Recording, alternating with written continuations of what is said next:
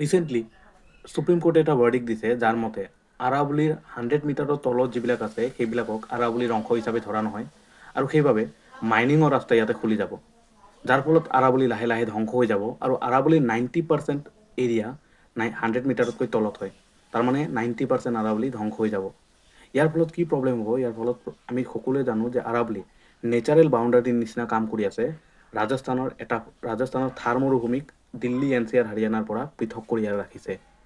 তো ইয়াৰ ফলত কি হ'ব? ৰাজস্থানৰ গৰম বতাহ আহি দিল্লী NCR হাৰিয়ানা এইবিলাক অঞ্চলত সোমাব আৰু গোটেই অঞ্চলবিলাকক কি কৰিব? মৰুভূমিত কনভাৰ্ট কৰি দিব। তেতিয়া বহুত ডাঙৰ বিপদে দেখা দিছে। তাৰোপৰি আৰাৱলীয়ে লাখ লাখ গেলনছ ৱাটাৰ পানীৰ তলত মানে গ্ৰাউণ্ড ৱাটাৰ ৰিচাৰ্জ কৰাত হেল্প কৰে। তো যদি আৰাৱলী ধ্বংস হৈ যায়, দিল্লী NCR এই গোটেইখিনি অঞ্চলৰ গ্ৰাউণ্ড ৱাটাৰ শেষ হৈ যাব, যাৰ ফলত এটা ডাঙৰ পৰিমাণৰ মানুহৰ কি হ'ব? পানীৰ সমস্যা দেখা দিব। তাৰ উপৰিও আৰাৱলী পৰ্বতত হাজাৰ হাজাৰ জীৱ জন্তু আছে, সেই জীৱ জন্তুবিলাক ক'ত যাব?